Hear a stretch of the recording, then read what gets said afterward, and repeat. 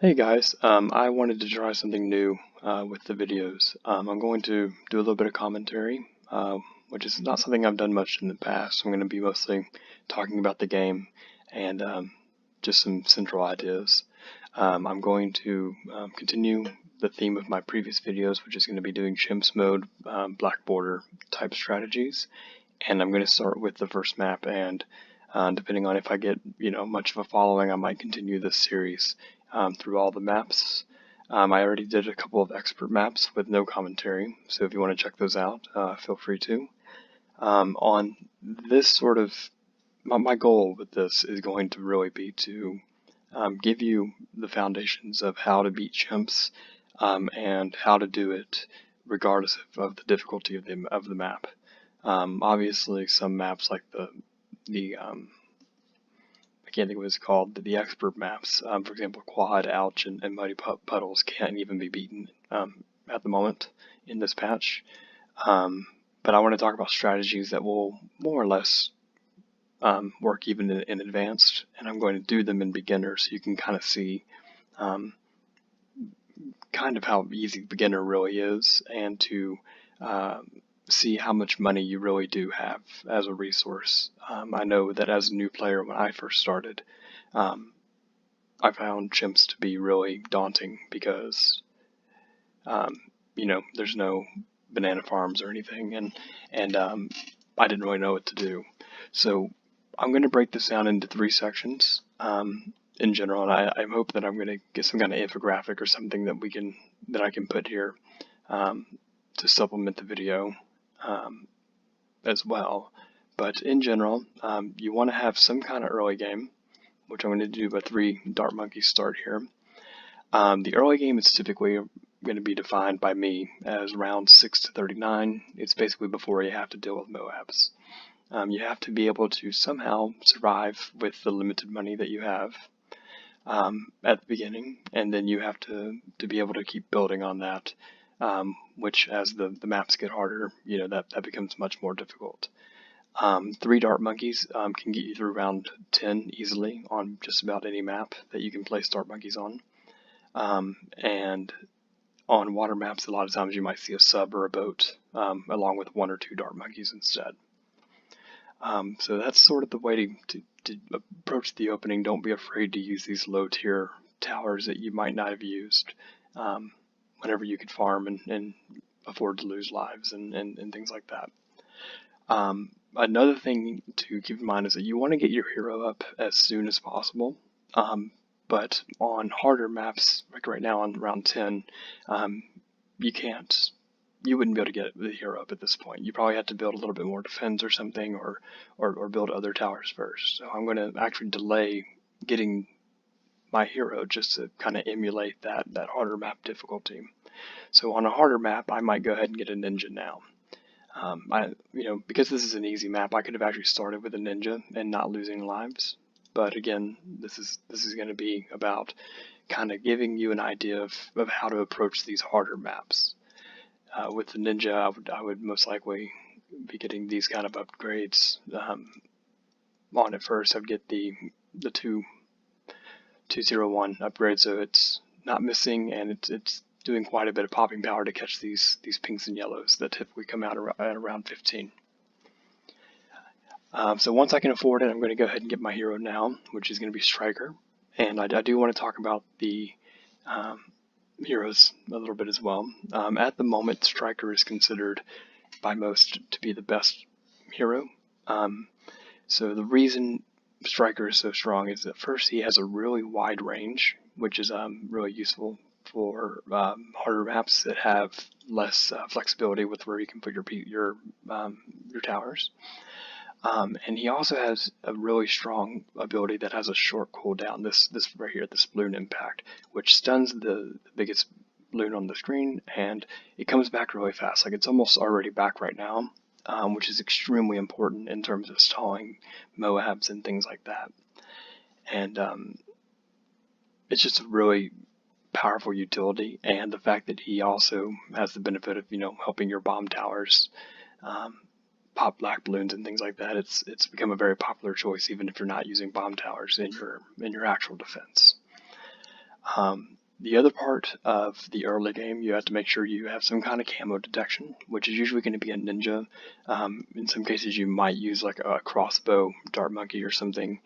You can use a submarine if that's submerged, or a wizard, or even a spike factory to indirectly catch camos. And usually you're going to end up using like a village to make everything have camo detection. So these are just the recommendations before you're like in the 40s and 50s when everything's going to have the camo detection. So I'm going to go ahead and keep on upgrading my ninja now. We're starting to get to the later rounds. And like I could go ahead and get this blue ninjutsu. I'm going to hold for just a moment because normally you're going to also look to get the Alchemist on some towers as well. So I want to go ahead and do that while I'm here. The Alchemist, the third tier Alchemist, only hits the closest tower. So right now this should hit my ninja because it's closer than Striker is. And so yeah, see, so you can group these together. There were better positions to place everything. For example, I could have put these dart monkeys further away so that there was no chance of him throwing a potion at it later. But it won't really matter for what I'm really wanting to get at with this video. So we're in the early game. We survived the first 20-30 rounds. We have a pretty good strategy going. This is a very consistent setup that you could use on almost every map, with a submarine for one of the dark monkeys on a water map, for example. We have the camo detection, we have the lead popping power, and we're about to approach the second phase, which is going to be the mid game. But before I do it, I just wanted to again go over the towers, the other important ones at least. So Striker right now is the most important, the best tower hero at the moment. Gwendolyn is a close second place. Gwendolyn used to be historically the best hero by a landslide. She recently got nerfed, so she doesn't power you up as often. And really, her abilities are strong, but only if you have a good line of sight or the map is long. So for example, on round 63, Gwendolyn's second ability, level 10 ability, might not actually survive you on round 63 if the map is short. I'm going to go ahead and take this off of auto start while I'm kind of fleshing out these thoughts. So Striker's ability actually comes up exactly on each ceramic on round 63, each rush. So Striker can actually make you survive 63 when you otherwise wouldn't survive with almost any other strategy on a on intermediate to expert maps. So that's Gwendolyn. Gwendolyn is an excellent choice in many cases. I could have easily used her on this one. I'm just kind of highlighting Striker and why that's kind of become the more standard choice. In my opinion, the other heroes, we have the new one, which is Zilly and Oben. I haven't really used Zilly. I don't really like her that much so far for chimps. I feel like she, the early game is way too hard to play with her, and she's not really that good until you get that Cripple Moab ability, which even if you dropped her on round 1 somehow and lived, you would not have that at round 40 for the first Moab. So I don't think the ability to just kill a bad balloon, or the Oh My God, or the BFB, on each of their round 60, 80, 100 is worth it. Generally, you should be able to get the natural popping power for those, and when there's 5 BFBs, crippling one of them doesn't really do anything. You're either going to be able to kill that or not. So I don't really think she's that good in chimps. She's really good in non-chimps, or non-impoppable, I should say, modes where you can use that totem and really get the use out of her. Oben is kind of a niche character. His attacks can go through walls. So like, for example, moon landing, just to give you a random map, he can actually shoot through walls, so we can follow it through there, through the material, and always get the popping power. It has some niche uses, and he doesn't miss, similar to the ninja. So I've used Oben before, but he's kind of low on the list, and Quincy and Churchill I think are really not viable. Quincy is just outclassed, and Churchill is a bit too expensive to really use consistently. So that's all for the early game, which is the round I stopped at. So we're about to move into the mid game, which is going to be rounds 40 through, I'm going to call 79. This is before you have Oh My Gods. there's sort of 3 phases of the mid-game as the balloons come out. You have to be able to beat spaced and group Moabs, starting with just 1. And then you have to be able to beat dense rushes of balloons, which are the typical, round 63 ceramics, round 76 regrow ceramics, and round 78 camo ceramics. You need to be able to beat those. And if you can beat those, then you should also be able to beat the balloons that come out of the Moabs and the BFBs. And then you have to be able to beat spaced BFBs, which is going to delay how far down the track these big rushes of ceramics come. So you got to kind of be able to handle all these things, but luckily they kind of come in waves. Like you first got to beat the Moabs, then you got to beat the rushes, and then you got to be able to beat the rushes when they come out later because they came from group BFBs. So it's a natural progression, and it's really straightforward on how to do it, on how to handle it in most cases. For Moabs, you have a couple of options. You can use subs or boats to pop those. You can use the helicopter, like with the Apache, to do that.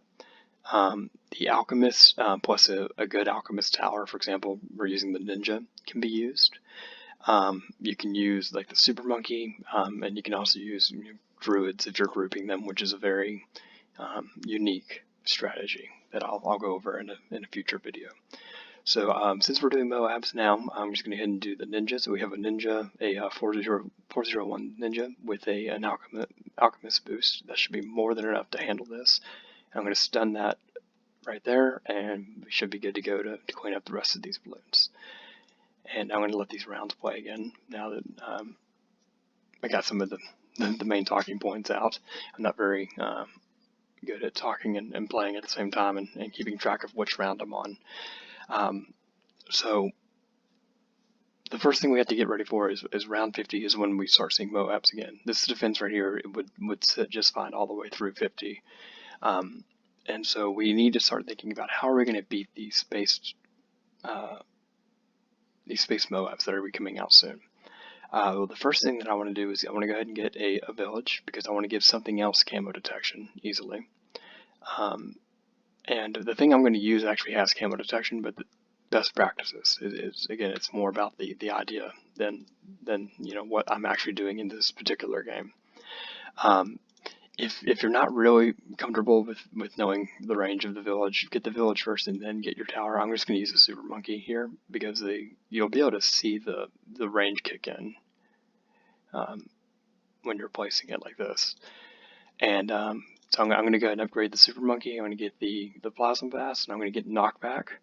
And then Ultra Vision gives me camo detection, but I'm not going to buy it because I'm going to get it on the village. Knockback is a really strong upgrade. I definitely underestimated it when I first started playing the game and used the Super Monkey. I would always get the 2 range upgrades to be able to hit things really far. But the Knockback is just really strong, and unless you really need the range because of the map, generally if you were going to use a Super Monkey, I would recommend going with the Knockback and then getting the Sun Avatar at the end. So this is just one option. I could have also gone for another Ninja, and go for some kind of Ninja strategy. I could have gone for like an Apache helicopter. There's multiple ways to handle each map. You could have gone for a Wizard. Wizards are also pretty good. On the balloon side of things, balloon popping power, of course the Sun Avatar is a really powerful one. So this is kind of going to go for both. The Super Monkey is good for both balloon and popping power. But if you were not using the Sun Avatar, then for example, subs and boats have good upgrades for balloons as well. You can use cannons, which is one of the more recent standard towers to use. It wasn't always the case that cannons were that popular. I'm not really sure if there was a change to them, or if it's just people didn't really realize how good they were until recently with the Alchemist nerf. And you can also use the Monkey Ace, like the I can't think of what that thing's called, the Spectre. The Spectre, though, is only good before round 80. It doesn't do well with the ramped health of ceramics, so kind of take that with a little bit of poison. I'm not upgrading this to camo just so you can kind of see how good this combo is on the camos. It's been handling everything all the way up to 57 right now. So yeah, the heli pilot, I'm sorry, the monkey ace is good, but it's not good after round 80, and you should really only use it on certain maps if there's really problems with like vision, being able to see things, or something of that nature. Otherwise, there's going to probably be better choices. On the balloon side of things, you also can get a wizard, which the wall of fire on the wizard is just really strong. And I think I have to get this here because for some reason the Alchemist won't buff the Ninja. I should have paused it there. I'm going to pause it after this round. For some reason the Alchemist won't buff the Ninja to hit camo leads, which doesn't really make sense. It seems like it should, but I thought I stopped that. All right, so we're going into the what I'm going to call the second phase of the mid game. Actually, no, I apologize. I should have been pausing this at round 79. So I'm going to keep this going because we're still in the mid game. I do want to highlight real quick the fact that Striker's ability comes up with the round 63 ceramics. That's a really important fact with how to micro on some of the harder maps. So I'm going to slow this down just so I can see when the ceramic comes out. There it is. So you would stun it. We don't really need the sun because we have a sun avatar that is just going to wipe this out. But watch as this comes out, the ceramics come out. So it comes out literally at the exact same time. It's the same timing as the ceramics. So they always come out at the same time. So you can use that to survive rushes when you otherwise wouldn't be able to. Usually when that would happen is when you have to do some kind of a you're waiting to buy something, like if you were going to use the heli pilot and go for the Kamachi Commander, which is a really strong upgrade at the moment, then you'd have to save up $40,000, and that's not very easy to do. So that's usually why you would want to do that kind of thing. One tower I did want to kind of make it an honorable mention is the Boomerang. The Boomerang recently got a pretty strong buff where it can do 2 layers of damage on the bottom second upgrade path with like a ricochet on the top upgrade path, and I know it's pretty good. I haven't really used it that much just because boomerangs were always kind of really bad, and so all the strategies I ever really used and adopted never used them, and I don't know how viable they are, but I do know that they are much more viable than they used to be. So just to kind of recap, we're in the mid game. We have good space and group popping power. We can beat the dense rushes like rounds 63 and upcoming 76 and 78. The only other thing we have to worry about on that checklist is can we beat spaced and grouped BFBs? We just saw we can beat the spaced ones. And with the Sun God's enough to beat grouped ones as well. So we're more or less set with this setup for the mid game. You might have had to buy more towers if you didn't get a Sun God, to compensate for what the Sun God is doing. But we're pretty set here. So I'm going to go ahead and start talking about the late game. Late game is basically going to be rounds 80 to 100, so you need to be able to beat your first Oh My God, and you need to then be able to handle, heavy grouping of BFBs and Oh My Gods pretty quickly. The health of blimps and of ceramics also ramps up. It gets harder to pop those things with every passing round after 80. And then you have to also keep in mind there's going to be DDTs, which is comes out around 90, and you have to have some kind of defense for that. You have to usually have on here you have to get a MIB, Monkey Intelligence Bureau, so that the towers can pop those DDTs, and you need something that will pop it quickly and consistently. So besides the DDTs, there's only really two other things. Whatever defense you have should be able to kill the bad balloon. I'm going to go over some bad balloon stuff here in a little bit. But you do have two very hard rushes that you have to keep in mind. On round 98, you have a really dense rush of reinforced balloons. You have, it's like 4 or 5 oh my gods, and then just like BFBs and Moabs that are reinforced, so they have double health, and that can overwhelm certain strategies. On round 79, you have spaced DDTs that are reinforced, and those two kinds of rushes are kind of opposite in some sense. If you have group popping power, you're going to lose to 99 because the DDTs will run through you too quickly, and if you have good DDT popping power, you might not have enough group popping power for what that rush does. So you have to think about those two rounds, or those two issues, separately. So as far as the late game, what are the common towers or strategies that you might use?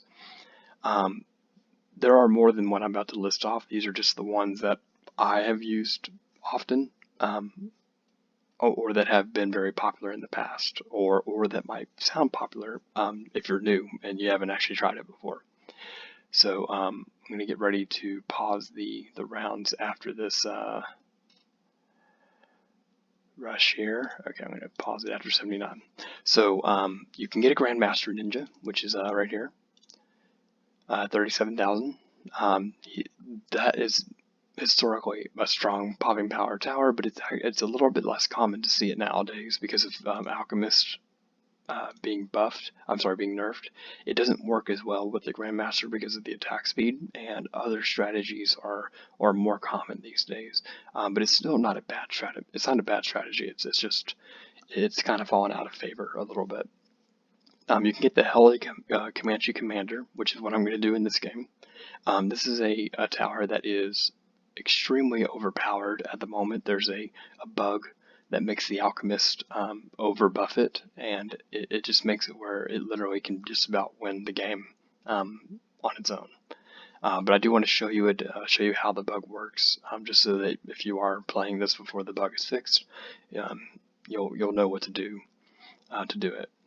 The Spike Factory, using the permanent spikes, is another strategy. Usually you combine that with some kind of stalling strategy so that the spikes can get its full value.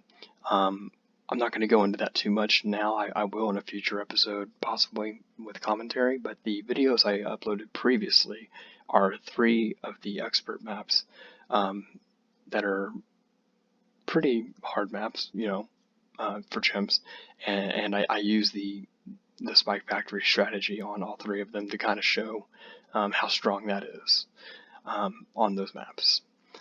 You can also use an Archmage Wizard. I'm not a fan of the Archmage Wizard personally. I've tried it before. I don't feel like it gives you enough balloon popping power for the cost. It's really good at killing Moabs, but it's not good at killing balloons, and in my opinion, it's not worth it in general, at least not as a first pick. There are some strategies that will use the Druid, the Popless Druid, which is this one. This is a decent strategy for a mid-game. It's a very unique strategy that will need its own video. But if you did go for that strategy, then the Avatar of Wrath is a good upgrade to go for, but it is extremely expensive. It's 48,000, which is quite a bit more than any other single 5th tier upgrade that you would realistically use. But that is an option. As we were talking about, the water boats are also strong. I obviously can't do this on this game, but in general, the monkey sub, the sub commander, just spamming a whole bunch of triple gun or armor piercing dart subs around this will be a pretty strong strategy on some water maps. One tempting one that I thought was going to be like the best upgrade ever is Pre-Emptive Strike, which automatically triggers a Moab Assassin effect when a balloon comes in, when a Moab of any class comes in, because that instantly kills DDTs, instantly kills Moabs, it instantly damages BFBs. or might actually kills BFBs, and then it damages so my gods.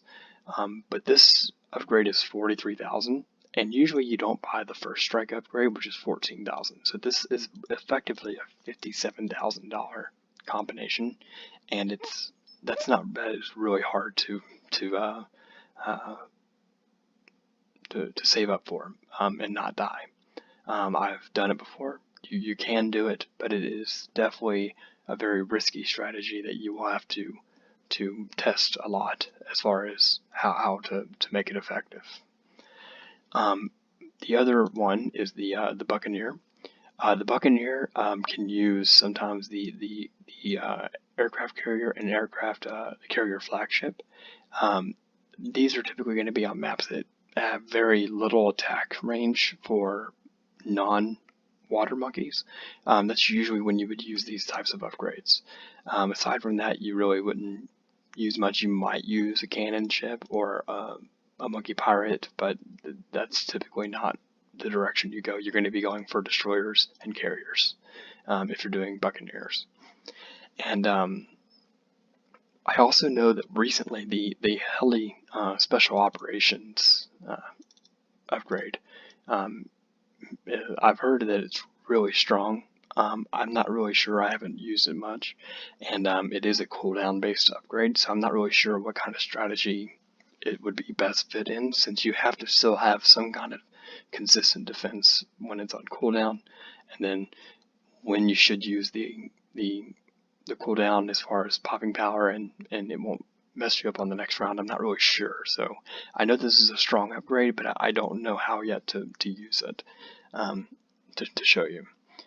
Some other honorable mentions that I've personally never used is the Heli Apache Prime, which is the top path upgrade. I know it got buffed recently, but with the commander being so good, you almost never see it get used currently.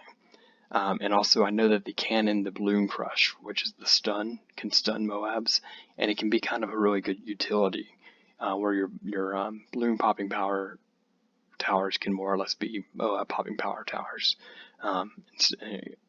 Instead of getting a tower that can just pop Moabs instead. It's kind of a weird strategy. I've never really cared for that line of playing, but I do know it's a usable tower.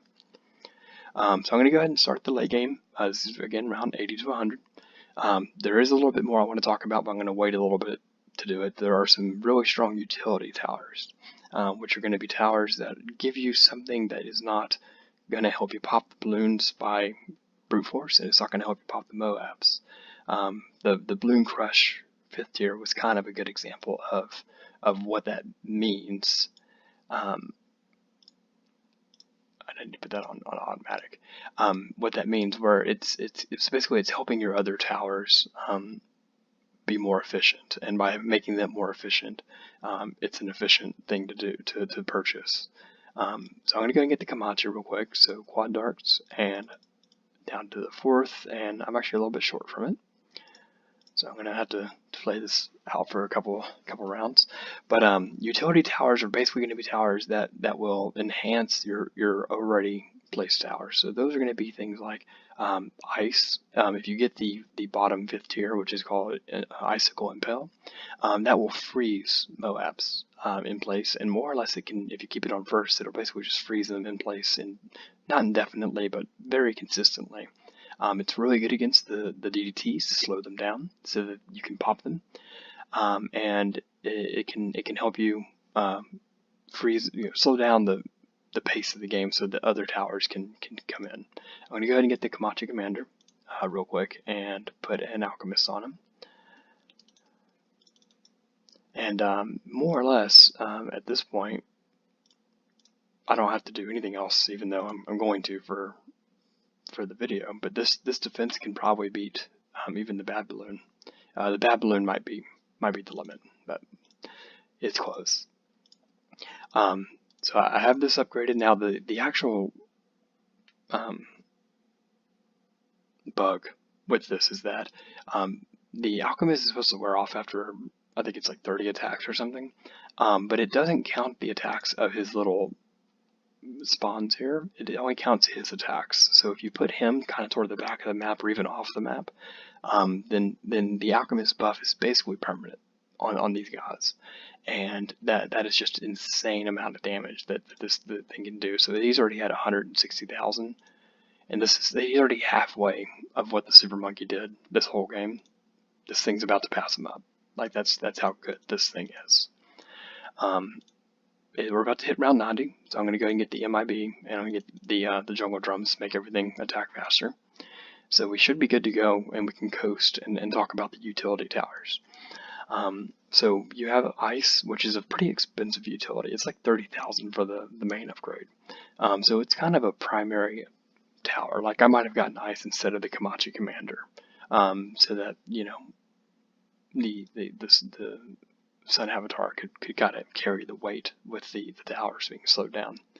So ice is one of the options. You can also do a Moab glue, which is a pretty cheap upgrade. It's like $5,000 with all the upgrades you need, and that will slow down the balloons significantly. It is surprising how well that thing can help. Like I didn't really respect how good that was until later, whenever I was playing harder maps, and sometimes it's just you need it to make the rounds possible or plausible. But the Moab glue is a really strong utility to think about. You could also think about the First Strike sub ability or the Monkey Ace Ground Zero ability. That can help if you are in a situation when you don't have the Moab popping power that you need, for example. Then you can get the First Strike ability. That's a strategy you can do with like the Bad Balloon. It makes the Bad Balloon pop real fast and easy. The Ground Zero can be used if you're kind of lacking the balloon popping power, so you can just pop all the Moabs that come out down to ceramics or down to Moabs from BFBs and Oh My Gods, and then just Ground Zero the damage out. That's another good one. And I'm going to actually pause this at round 97. I'm going to play round 97 and pause it. So round 97 is unique. It is just 2 reinforced Oh My Gods. So that's kind of a unique thing on its own. Usually you're going to be able to handle that just fine and pop it down. And I want to kind of go over these last 3 rounds because they're important rounds to cover. They're very unique rounds. So on the utility, we talked about ice, glue. We talked about the sub First Strike, which is really kind of more for the Bad Balloon. And you have the Ace Ground Zero, which is for Moab popping power on an ability. The Tack Shooter can also be used. This is more of a mid-game utility than a late-game one, but the Blade Maelstrom can help you survive big rushes like 63 or 76, or really any time that you're struggling with balloon popping power. It's another good utility tower it's really good, for what you're building it for cost-wise. Now the final 2 that I want to talk about are, in my opinion, the most important ones in most cases. The first one is the Ninja. You have something called a balloon sabotage. I'm going to go ahead and pull this up just to go over it a little bit. So it's an upgrade. It costs about $5,000, and when you play it, all balloons move at half speed, and it's not balloons that come out. It's all balloons, period. So don't feel like you need to use it like preemptively. You use it when you need it, and it's going to affect all the balloons that are coming out, the balloons that are there, whenever you need to slow things down. And they slow it down, I think it's half speed, down to half speed. So having 1 or sometimes 2 of these will help you beat rounds 98 and 99. You could use one on round 98 and then one on round 99. If you play it really fast at the beginning of 98, you can actually have it in there for round 99, but that's a little risky because you don't want to use it at the beginning. You want to use it when the balloons are kind of already out a little bit and towards your defense.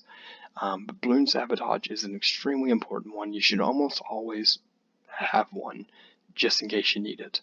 And in most cases you're going to want or need at least one of them just because it makes round 99, most importantly, much easier to deal with.